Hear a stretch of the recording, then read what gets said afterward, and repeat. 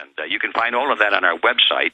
In fact, since we're talking about documents, I think a good reference point would be to come to the Freedom Force website. That's freedomforceinternational.org. And when you get there to the landing page, you'll see across the top a subsection called The Issues. And if you'll just navigate to the issues, and at the bottom of that page, you'll see a series of essays and references which include almost all of the documents that we're talking about, Alex, including the Norman Dodd testimony. Absolutely, and people can also Google Norman Dodd, and the video is out on the web, but it's all the key info is there at the Freedom Force website. We'll give that all out before you leave us again as well. We also have Carol Quigley, and I want to speak some about that and then get into what's currently happening as we come down to the end game. And suddenly they go from denying their plans that they were building behind the curtains. Now they're launching this warmock, this juggernaut against it, so they've unveiled it. And they are pushing it and telling everybody how great it is and how wonderful it is and how fantastic it is. So let's discuss terms here, because we start talking about a communist conspiracy. People think it's a bunch of guys in black uniforms running around in Russia 100 years ago. Can you explain to people why the ultra-rich always fund wealth-transferring programs and always bill it and paint it and package it as if it's a revolution of the people, and why ultra-rich make their wealth and keep their wealth and expand their wealth through monopolies, through collectivist governments in all their forms? Because people go, communism, why are the rich funding it? Why do the rich love communist China so much? Explain that to people. Yeah, it's really looking at the wrong place if you're asking why the super rich are collectivists or gravitate into government. They're really the rich aspect of their characteristics is not the main thing. Is they're power mad people. And money is one of the most important levers of power. And so power-mad people, these control freaks, the predator class, in different ways of saying the same thing, they will gravitate toward any mechanism of power. Well, that's government, isn't it? If you can control the levers of governmental power, you can really control the population, and you can have all the money. So it's kind of it's a merger. And they can pretend to be collectivists on the left or collectivists on the right. It makes no difference. Right and left wings are merely two wings of the same ugly bird, which is collectivism. And like any wings on a bird, they'll flap against each other in order to fly.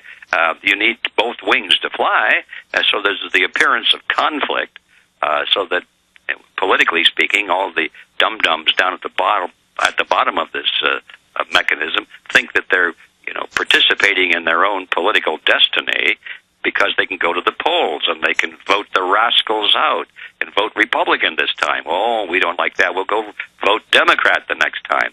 And the two wings beat against each other and the bird flies. And so that's true not only in our country, but it's true around the world. And it's true through much of modern history, that the conflict, that the big major conflicts of the world, of which we're familiar, World War I, World War II, and the conflict that goes on today, which I would call World War III, it's now going on, is a conflict to a large extent between two branches of world collectivism. Okay, going back to G. Edward Griffin, our line drop to you. Continue where you left off, sir. Yeah, I don't know what happened. All of a sudden I was talking to a dead phone. But anyway, it was probably the universe speaking to me, because I realized I was digressing from your initial question, which is, why do these people always gravitate toward government? And the word that was used was the super rich or the very rich. Well, actually, in the beginning of this country, America surpassed the rest of the world through a very simple principle. It's called free enterprise competition. And under those conditions, people compete. They produce the best product and service they possibly can at the lowest possible price. And this leads to great systems of efficiency and productivity. And that, in my view, is what made America so great, because we came from a virtual wilderness. Europe was already far ahead of us, but we bypassed Europe because of free enterprise competition. Well, then about toward the end of the 1800s, these very wealthy people who had become the captains of industry, as they like to call them, the Rockefellers and the Carnegies and so forth, had already reached great fortunes, acquired great fortunes, and decided that competition was no longer in their best interest. And they began to look for ways to eliminate competition. In fact, John D. Rockefeller said it best. He's quoted by all of his biographers. He said, "Competition is a sin." Well, of course it's a sin if you're at the top of the pyramid and you don't want anybody competing with you because you're already in first place. Then you say competition is a sin. And from that period of history, about the 1880s on, there was a rather substantial and rapid change in the way Americans did business. Instead of free enterprise competition, they began to coalesce into cartels and form monopolies, and to go into partnership with government to pass laws, always in the name of protecting the people, but laws which in reality eliminated competition and was able to throw competitive advantage in the direction of those with political influence. And so we saw a change in the way people became rich. It used to be they became rich by competing and by producing goods and services. And then by the 1900s, they became rich by not competing and instead using their prowess and their expertise to buy politicians, to create laws that would eliminate their competition and give them unfair advantage. And so that's how we see the big bankers publicly funding fascism and communism, now declassified that Hitler and Mussolini were MI5 and were basically set up.